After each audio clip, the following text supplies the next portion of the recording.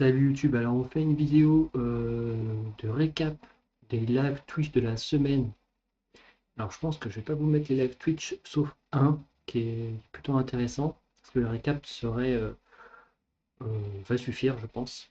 Donc un petit récap de ce qui a été fait cette semaine sur le portfolio en cours qui va être donc en PHP natif, tout va être en natif principalement pour vraiment consolider des bases telles que l'algorithmie en cas de besoin, tel que du SQL plus tard, quand on fera les requêtes. Donc là, pour le moment, vous avez vu, vous voyez, c'est uniquement quelque chose de figé, hein. Il y a du lorem ipsum, on voit que ça se répète, rien de, rien de dynamique, et tout en HTML, CSS sans PHP. J'ai juste fait en sorte dans le repo, alors je vais vous montrer tout de suite dans le repo en cours, sur le côté, ça, les repos sont, enfin, le dossier, tous les dossiers sont bons, enfin, dans le sens, ils sont préparés pour du PHP. Et là, on a la conception. Euh, Ça, je pense que j'ai perdu. Si je vous ferai une vidéo, j'ai déjà fait des vidéos là-dessus. Je sais pas si vous intéresse. Dites-moi si ça vous intéresse. Apparemment, j'ai déjà fait des vidéos sur donc les méthodes Meurize. Mais je crois pas que ce soit une vidéo exprès pour ça. Je crois que c'était un live. Donc si ça vous intéresse, j'en ferai une. Alors, on voit hein, ici, on a quelques pages, page de connexion, ce qu'on appelle un CV, la home, la page projet et la page des projets. Il y a plusieurs pages. Et tout est en CSS, HTML, CSS. Le CSS est fait avec Tailwind. Donc on va regarder rapidement comment on installe Tailwind, mais c'est très très très simple, hein. Là pour le coup, c'est qu'une question de documentation. Il y a des choses que je pourrais vous montrer par la suite qui sont un peu plus du Tailwind avancé. Comme j'ai fait de l'animation, comme vous avez pu voir au tout début de la vidéo, il y avait une animation. Donc ça, je l'ai fait avec Tailwind. Qu'est-ce que je pourrais vous dire d'autre sur Tailwind qui serait intéressant? Dans le dans Là, je vais faire un live Twitch, peut-être dans l'après-midi. Oui, parce que là, je fais la vidéo, je vous la poste tout de suite sur YouTube. Je vais faire un live Twitch soit cet après-midi, soit dans la semaine. N'hésitez pas à aller vous abonner. Non, follow Twitch, parce que l'abonnement c'est payant. Donc un follow sur Twitch afin de justement d'être prévenu quand je me connecte. Après, c'est vrai que, enfin, au pire, allez voir les replays. Les replays sont toujours 6 jours. Sont disponibles 6 jours sur Twitch. Et je pense que celui-là, je le mettrai sur YouTube pour que vous ayez. Vous pouvez le regarder comme vous voulez, mais ça sera justement en rapport avec comment peut-être de réutiliser du code, enfin du code entre guillemets, du code Twitch. J'ai vu qu'on pouvait aussi faire une espèce de boucle avec Twitch alors je pense que dans cette transition, je retrouverai pour donc là c'est les animations et c'était, regarde, c'est très simple, hein, mais là je vous montre juste. C'était utile. Non, non, non. Utile, c'était ça. De mémoire, c'était ça. Oui, il y a des choses intéressantes. Là, je vais un peu creuser. Là, on parle de style ici qui après permettent d'écrire uniquement la classe et ça va là. Mais là, je pense que ils disent que c'est pas bon, hein. Regardez, on a une croix. Donc ça, c'est pas, c'est, enfin, si vous le faites, ça va fonctionner, mais il semble que ce soit pas bon. C'est tout est dedans, voilà. Donc j'essaye de voir à quel moment on peut essayer quand même de conserver, enfin d'optimiser, enfin, d'avoir du code, enfin, dire vos boutons quand vous avez 15, à chaque fois vous mettez les mêmes choses. Donc j'ai vu certains points, Raising Style ici. Donc là, ils disent un spécial. Pour aller plus vite, ils parlent de multicurseur. Donc là, c'est pour un menu. Et on voit que là, on parle de loop, mais là, je pense pas que ce soit en fonction de Tailwind, là, par contre. Parce que effectivement, quand je vais faire des loops sur les images ou sur les cartes, bah, j'aurai qu'une seule ligne avec le code. Donc voilà. Mais je peux voir quand même qu'on peut ici faire un map comme ça. Donc, à voir si je vais pas essayer de le faire ça sur la partie du menu. Voilà, donc ça c'est un peu de teasing tout ça, donc ce sera en live Twitch. Et après, j'essaierai peut-être de vous faire une vidéo de récap. De toute façon, à la fin, je vous ferai une vidéo de récap. Bah, je vais essayer de simplement documentation. Vous installez, vous faites l'installation, hop, il faut que vous ayez non, faut que vous ayez une note, je crois pas. Ah, je vais juste couper le son le temps.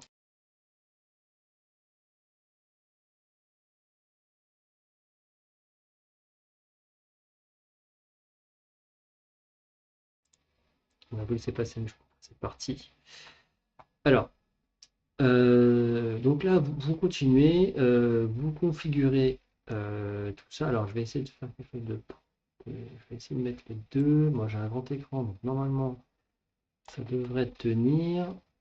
Hop, voilà, c'est pour un exporteur.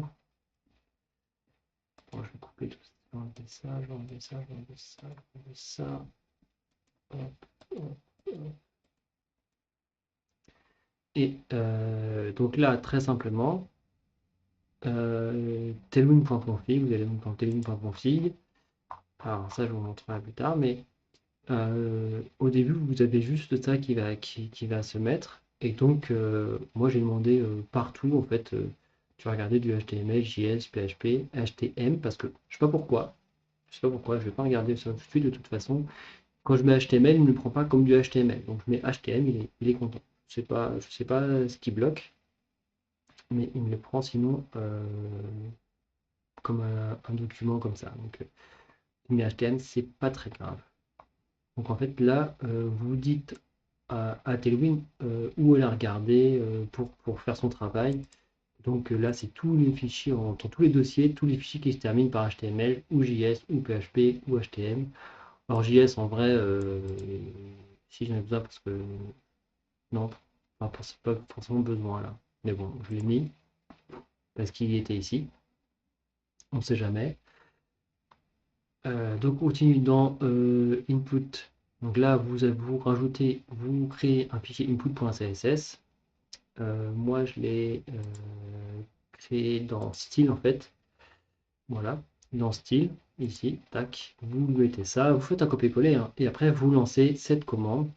Alors faire attention, donc -i c'est votre input, donc vous mettez le chemin vers votre input, et après vous mettez le chemin ici vers où vous voulez que le output se fasse. Donc moi je les ai mis dans style, etc.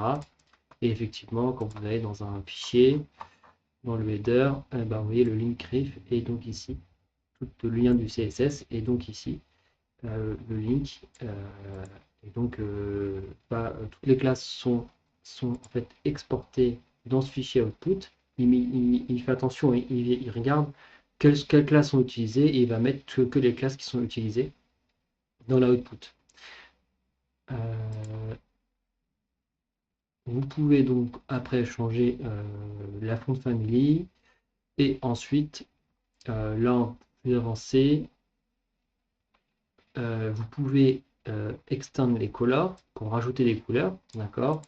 Le padding aussi, vous pouvez rajouter en fait, en gros, des variables personnalisées, des classes personnalisées, plutôt des classes personnalisées. Moi, j'en ai ajouté deux ici pour le padding.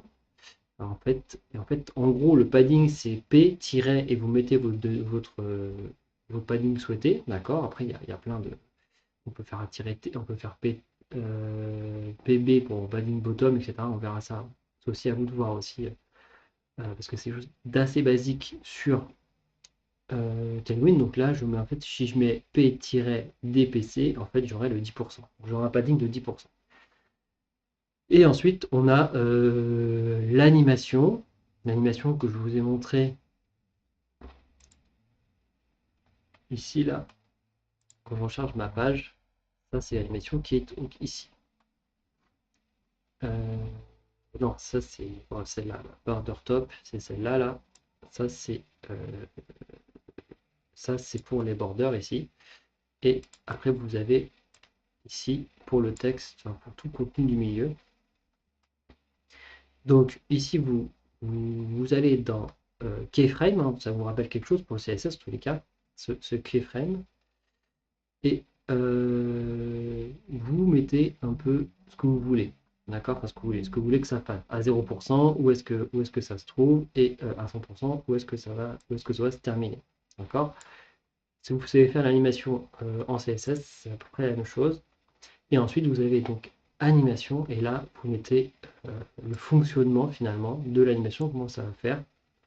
Alors là, j'ai mis front partout, mais bon, en vrai, c'est back, mais c'est la même chose, donc regarde, en vrai, je peux finalement encore optimiser ça, donc je le ferai aussi optimisation, mais ça s'optimise.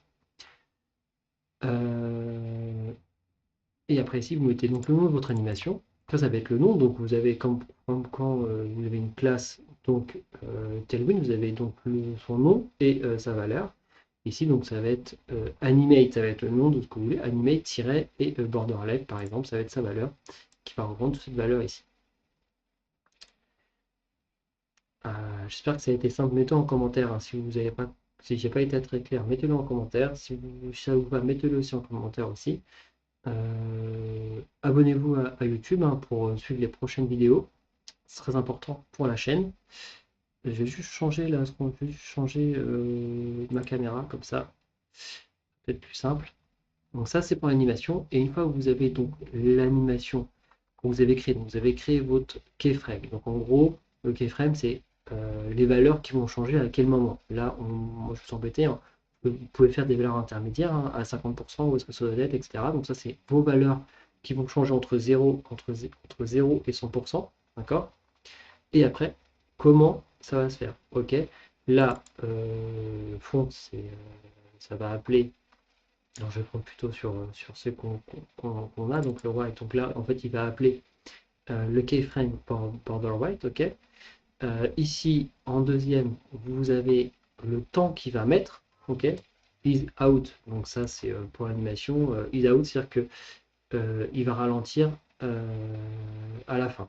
À la fin, il va ralentir. Il va commencer vite, il va ralentir. Je me souviens, c'est ça. Et après, le dernier, ici, cette valeur ici, c'est le délai que ça va me rendre. Pour le délai, c'est donc là, vous avez le délai. Et ensuite, vous avez ici forward, c'est-à-dire qu'il va, je vous demande de conserver les valeurs, en gros, les valeurs, la dernière valeur ici, sur, euh, sur la balise, en fait, où je fais de l'animation. Ok? C'est pour dire, attention, conserve bien la dernière valeur. Hein, sinon, si, parce que quand on regarde sur la home, que j'en ai là, on, non, ça c'est celui-là. Donc on va aller ici. Donc là, est-ce que je vais avoir l'animation? Oui. Là,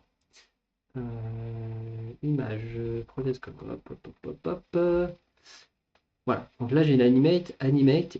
Ok, ça c'est le mot-clé, on va dire. Hein. Le mot-clé pour l'animation, animate-quelque chose, border bottom. Donc là, j'ai donc une. J'appelle quelle animation, hein, ok. Quelle animation je dois appeler, c'est ce que je dis finalement, ok. Border bottom, c'est ici, donc border bottom, elle appelle le keyframe qui est là, d'accord, et tout ce que je veux en animation, ok. Sauf que j'ai des valeurs ici, bottom 45, right 45%, donc ça c'est les valeurs pour dire en gros où est-ce qu'il se place au tout début, ok. Même si je les retrouve, il me semble, là, ouais, je les remets ici à 0% quand même, parce qu'à 0%, il faut qu'ils soient au même endroit, hein, d'accord? Parce que comme j'ai un délai d'animation, finalement, l'animation ne va pas va pas se faire tout de suite. Donc, si je ne mets pas de valeur, ils ne vont pas être positionnés, mes traits là.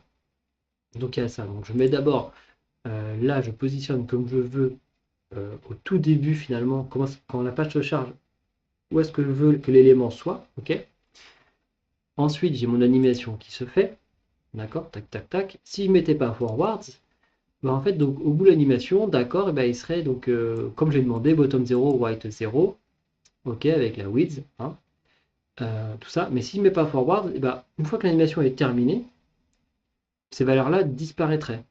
Donc finalement, elles reprendraient les valeurs de bottom ici et white ici. Donc vous mettez forward pour que ces valeurs soient en gros euh, overwrite, donc en fait réécrites. D'accord. Voilà. Donc c'est pas mal. Je crois que je vous ai fait une documentation, je ne sais plus là-dessus. Non, mais je pense que je vous ferai une documentation. Tout ça, je le mettrai toujours hein, sur l'outil des lives, hein, tout ça, en plus de l'avoir ici. Et voilà. Donc ça c'est ce qui a été fait. D'accord. Si je viens ici en mode téléphone, voilà, donc voilà l'animation qui apparaît. Donc ici, il n'y a pas d'animation. Donc j'ai aussi une animation sur ça. Ah, alors parfois il veut bien, parfois il veut pas. Parfois il veut bien me faire le scroll horizontal, et parfois il veut pas me faire le scroll horizontal. J'ai toujours pas compris pourquoi. Hop, si je fais inspecter l'élément, vous allez voir, ça va être drôle. Il va me le faire, je crois. Je crois qu'il me le fait si je fais inspecter l'élément. Non, mais si je le mets en mode téléphone, voilà, vous voyez, voilà. Alors, je sais pas pourquoi il me le fait pas là-dessus. Alors ça, faut que je vérifie. Donc, est-ce que quand je serai sur un téléphone, est-ce que j'aurai ce défilement? Ça, c'est aussi. Alors, je vais rentrer dans les notions de Tailwind très simplement. Une fois qu'on a installé Tailwind, d'accord, vous avez donc ici euh, la customisation hein, pour la configuration, comme on dit tout à l'heure, voilà, pour vous expliquer un peu tout ça. Euh, Moi, je préfère. Alors, si vous mettez ici, alors ça, vous le laissez. Hein, allez dans l'extend si vous voulez rajouter du spacing, des colors, etc. Mettez-le dans l'extend, ça va donc étendre plus de choses. Sinon, je pense que si vous mettez blue, par exemple, ici, vous changez la couleur, ça va donc réécrire la couleur initiale. Donc, mettez dans extend et rajouter color comme je l'ai fait donc ici. Hop, vous voyez, extend color, padding, et vous avez keyframe aussi dans extend. Donc pour rajouter des couleurs en fait. Sinon ça va, si je mettais ici, si je mets ici en fait, bah, je ne vais pas rajouter les couleurs, je vais euh, effacer en fait une couleur finalement. Je vais effacer une couleur, ce qui est pas bon. On a le content, tout ça c'est aussi à vous de le regarder. Là je vous fais quelque chose de très simple. Là voilà, effectivement on peut rajouter ici des choses. Moi ce qu'on voulait peut-être que ça va, peut-être que quand votre site est énorme, le fait de cibler l'endroit précis où vont être les pages ou les components, etc., ça va aider à aller plus vite pour lancer, pour que Tailwind se prépare.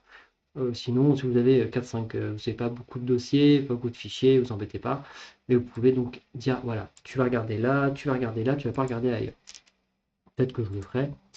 Vous avez d'autres choses, donc là, voilà, le thème.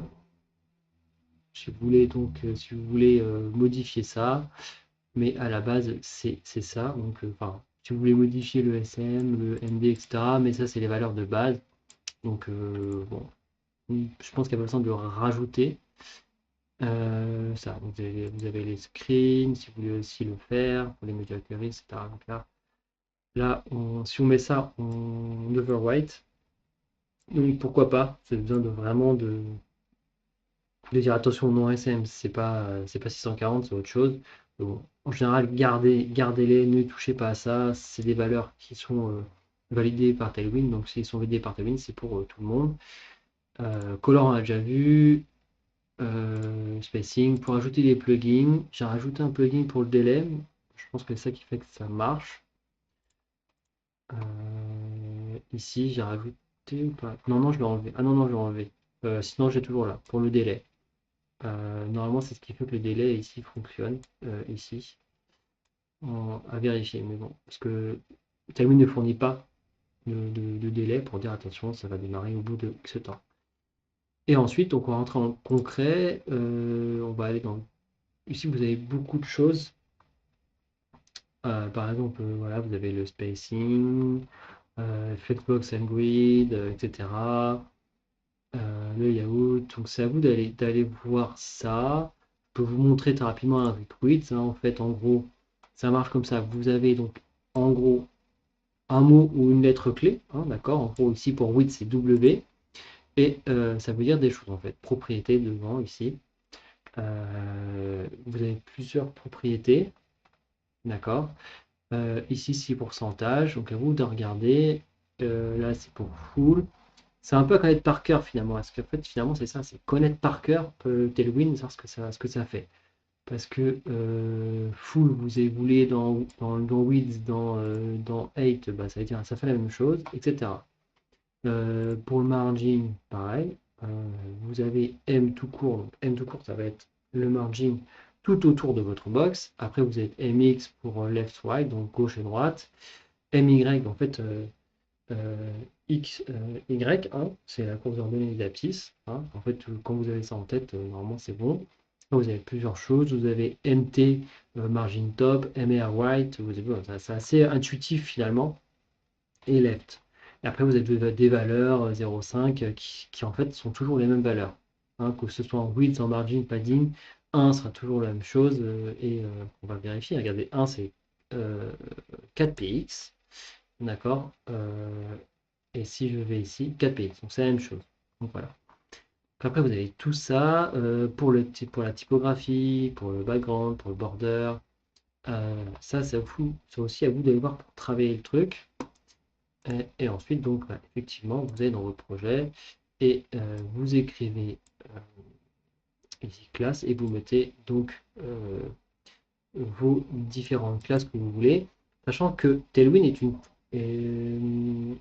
se veut avoir une pensée responsive design, donc pensée mobile first. Donc, je vais dépasser largement les 20 minutes. Donc, moi, ce que je fais pour avoir une bonne pratique sur Tailwind, c'est tout. Vous avez vu tout à l'heure, je vous ai dit par rapport aux tailles d'écran, vous avez SM, MD, LG, enfin il y en a plusieurs, qui vont vous définir à partir de euh, euh, SM, c'est à partir de 640 px. Donc à partir de 640 px, je vais prendre cette classe. Donc moi, ce que je fais, c'est que toutes mes classes qui n'ont pas un on va dire, d'indicatifs, de préfixes comme ça, de petits préfixes comme ça, SM, MD ou autres, c'est des classes qui vont me servir pour pour le format mobile. Ok, donc je vais d'abord faire tout sur le format mobile et ensuite je vais mettre d'autres classes qui vont changer la classe initiale. Voilà, on voit bien ici, format mobile, je suis en flex colonne, d'accord, comme ça. Et à partir de SM, je lui dis, bah, en fait, non, tu passes en row. Donc voilà. Donc ça, c'est pour Tailwind. Je pense pas que ce soit nécessaire d'aller plus loin pour ça. Pour expliquer, c'est à vous de pratiquer, mais vous aurez au moins les bases avec cette petite vidéo d'introduction. Et pour faire ça, il y a une petite astuce, je vous la donne aussi, la petite astuce pour faire ça. Donc là, on est sur la home. Alors, attendez, donc là, ici, on est là. Donc, pour faire ce petit défilement comme ça, donc, alors non, ça, c'est pas ça, image, non, on est là. C'est ici. Donc, en fait, il faut, alors, je vais vous mettre les divs, voilà, ça fait un peu mieux comme ça. Vous utilisez Snap, la fonction, la classe Snap de Tailwind et -x pour donc l'horizontale. Ok, j'ai un snap sur l'horizontale. Ok, il faut que vous mettiez flex, d'accord. Il faut que sur vos différents, ah si c'est les cartes, vous remettez snap, snap tar pour dire où est-ce qu'elles vont se placer sur cette horizontale, d'accord? Là, moi, je l'ai dit ici qu'il faut que ce soit en start, donc au début, vous pouvez le mettre à la fin. Et vous mettez shrink-0 pour dire tu ne rétrécis pas ma carte. Sinon, je ne pourrais pas. En fait, ce qu'il ferait, c'est que s'il n'y a pas un shrink 0, il rétrécirait ma carte, mais pour placer les trois cartes dans la vue. Donc, il faut mettre ça pour dire attention, non, ne place pas, ne rétrécis pas, et vous aurez donc le scroll. Donc, je me répète, vous mettez dans votre div, enfin une section ou dans votre div qui va tout englobe, qui englobe vos différentes cartes, vos différents éléments que vous voulez pouvoir scroller à l'horizontale. Vous mettez snap X, OK, flex, enfin, déjà rien que ça, et un overflow X auto, donc en fait là je demande de pouvoir. Vous mettez ces trois éléments là, OK, et ensuite vous mettez un snap start pour dire où je vais placer mon élément dans mon snap finalement, et shrink 0 pour dire ne rétrécis pas l'élément parce que sinon en fait il va rétrécir et vous allez être vraiment à ce niveau. Vous allez, si j'enlève, on va essayer de le faire ici, hop,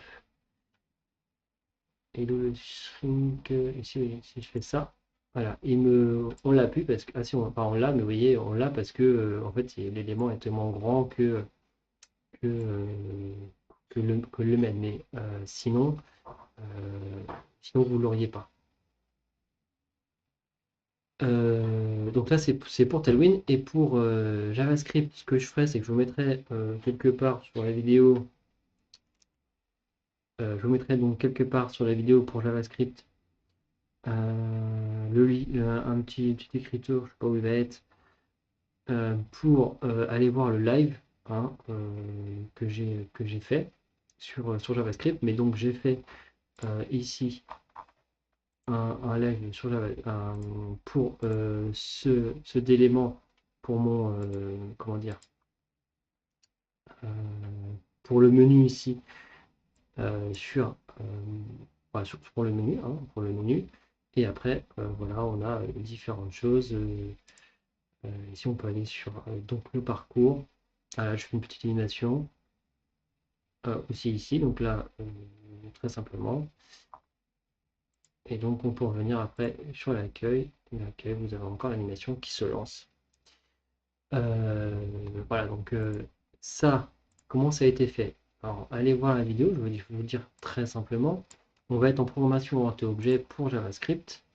Donc, JavaScript qui est donc là, dans public, hein, il faut le mettre dans public. Donc, j'ai une première, j'ai un premier fichier, on va dire un fichier maître, hein, un peu comme l'anneau de Sauron. Mais là, c'est un gentil fichier maître. Donc, en fait, on est en programmation orientée objet. Donc, on a un objet ici qui s'appelle app. Ok. Dedans, on a une méthode init, d'accord, avec la console log ici. On a menu.init, ok. Ça, on verra tout de suite ce que c'est en fait, mais très simplement, c'est le menu qui est ici, ok. Et on a un événement ici, document add event. On va écouter un événement sur le document, donc sur notre site en gros. On va écouter, qu'est-ce qu'on écoute? On écoute le chargement complet du DOM, du site, et là, on appelle donc notre méthode d'initialisation, qui, elle, va appeler le menu init. D'accord? Ok? Donc ici, je vous ai écrit ce que ça fait. D'accord? C'est simple aussi. Donc ici, pareil, j'ai fait du JavaScript pour dynamiser ce menu. Au clic sur notre icône de menu, au clic sur la croix, qu'est-ce que ça fait? Donc, get element by ID, d'accord? Donc là, c'est pour aller chercher un élément, donc pour get élément, donc obtenir un élément par son ID, d'accord? Mobile menu, Ok, donc là, je le stocke dans une variable menu élément. Je fais une écoute au clic, d'accord, et je lui dis, sur cette écoute au clic, tu as la méthode handle open menu click, d'accord. Alors, j'ai fait menu point parce qu'on a un objet, donc en fait, cet objet, il est là, ok, comme pour app, et donc il va aller chercher ma callback, on appelle ça une callback, hein, ça c'est une callback, pour ma méthode de callback qui est ici, qui s'appelle handle, prise en main l'ouverture du menu au clic, et le handle close menu click, donc prise en main de la fermeture du menu. Donc là, dessus, je récupère un autre élément que j'ai identifié avec menu, d'accord. Là, je lui enlève une classe, et là, je lui ajoute une classe. Voilà. Et comme on est sur Tailwind, je lui ai mis les classes qui sont en rapport avec Tailwind. Tailwind, ok, à dire ok, bon bah. Et en plus de, comme dans la config, je lui dis de regarder tous les menus en JS, et là, effectivement, il va avoir, ok, j'ai besoin de ça, il va intégrer. Voilà, très simplement. Alors, là, je vous fais pas une vidéo sur JavaScript, euh, comment utiliser JavaScript pour faire des dynamisations, notamment vous savez un peu maîtriser ça. Allez voir l'autre vidéo, là j'explique comment je fais, mais c'est pas très très très très compliqué. Et donc ça me permet, comme je vous l'ai montré, de pouvoir faire ça. Ok? Voilà, de pouvoir faire ça, d'aller sur les projets. Alors le CV, administration, donc là le seul truc défaut c'est que j'ai oublié de mettre j'ai oublié de mettre comment ça s'appelle, un bouton pour se connecter, mais donc il y a un administration, on retourne sur l'accueil. Voilà, cette animation qui est plutôt, je trouve sympa. Simple à faire entre guillemets, parce que voilà, c'est une animation, c'est quand même du CSS avancé, je dirais. Et sur Tailwind, on a pour faire des petites choses. Voilà. Concrètement, je vous ai expliqué comment fonctionne Tailwind, comment l'installer, et ensuite comment utiliser ces différentes variables.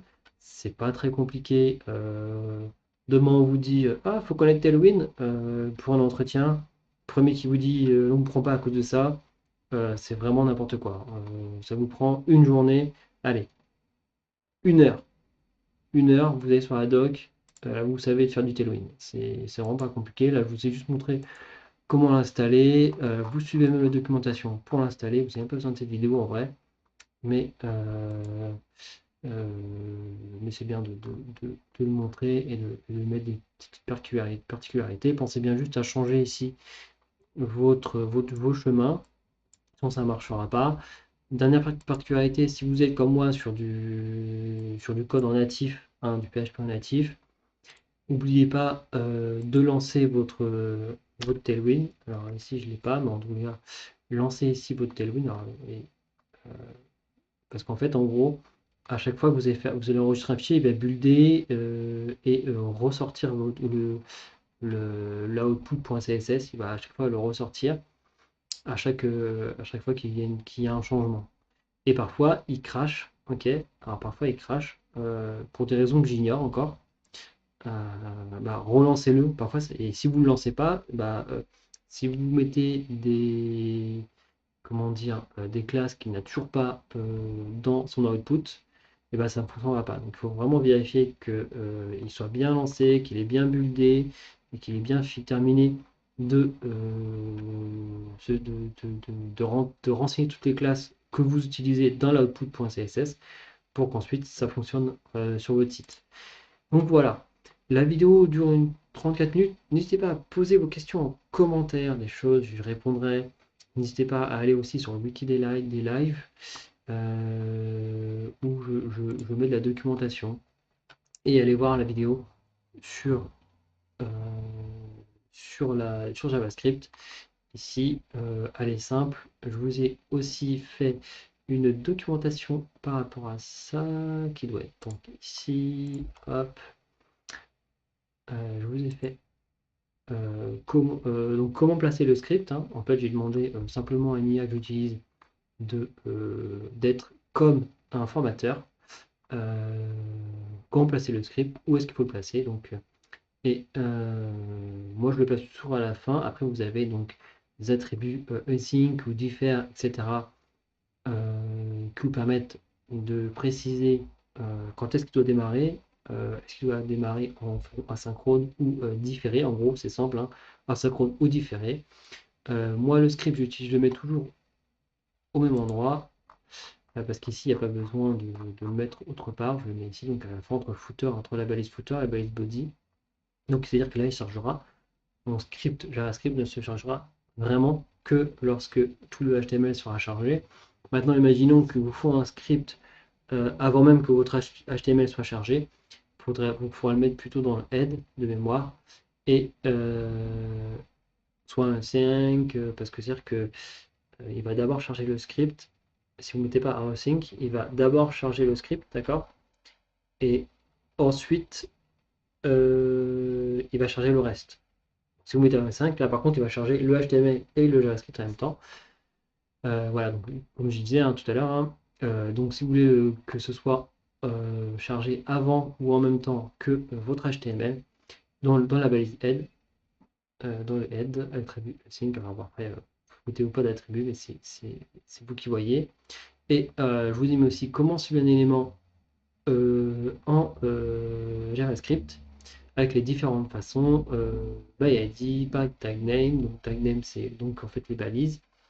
By name ici. Donc après il va m'expliquer hein, à chaque fois qu'est-ce que ça fait. Sélectionne tous les éléments d'attribut name spécifié à retour une collection d'éléments. Donc attention, collection d'éléments veut dire tableau.